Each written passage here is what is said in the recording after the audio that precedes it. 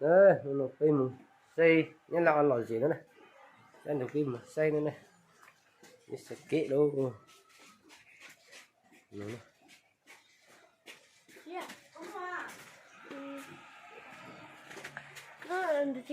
Hả? Anh nói chơi? Nói chơi?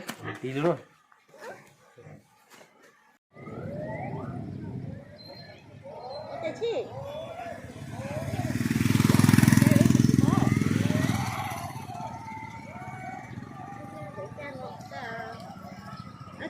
Thôi thì liệu nè.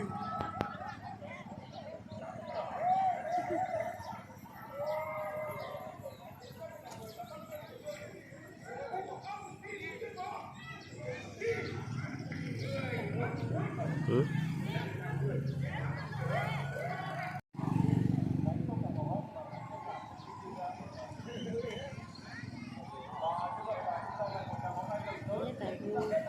不是说临时就都到高了的。对。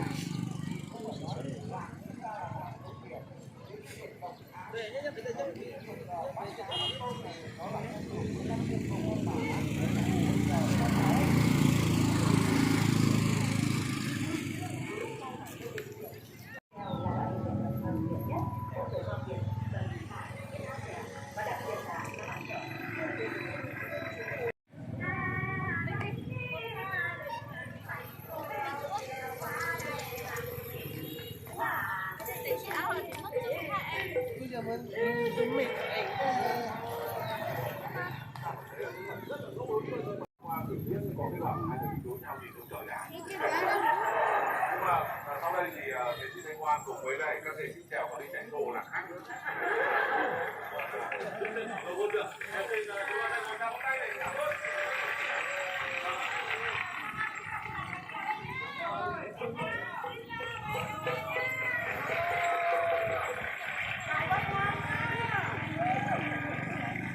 Rồi, xin mời mọi người về hàng. Năm nay là năm đầu tiên mà em được tham gia chương trình Hai Con Giáp. Vừa rồi em lại được nghe cô Thanh Ngoan ca chèo.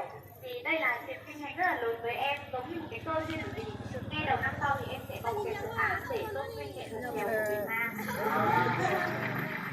Có tộc. Theo tôi báo cáo các bác này, cái lục dung này không phải là chúng ta cứ mâu thuẫn gọi là đúng rồi, mà thông qua trò chơi này chúng ta lại không phải gắn kết, chúng ta lại giới thiệu được những nét văn hóa truyền thống của Việt Nam, chẳng phải là hay lắm hay sao? Cái này chỉ là ai nói là chúng ta giống nhau để làm bạn, chúng ta khác nhau để yêu nhau, nên là khi chung nhau có sự khác nhau ấy chính là cơ hội để chúng ta có thể phá giải nó và để yêu thương nhau. Bây giờ chúng tôi sẽ dành cho phần của chủ nhà, đó là những người rất là quan trọng trong ban tổ chức hội làng ngày hôm nay. Thứ nhất, đó là hai cụ và hai cụ nào đó chưa?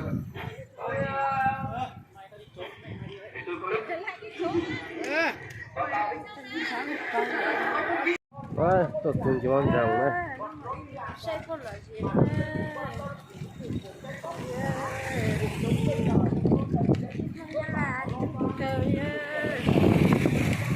Tổ chức cho con rồng này này. Con lửa xỉa đó.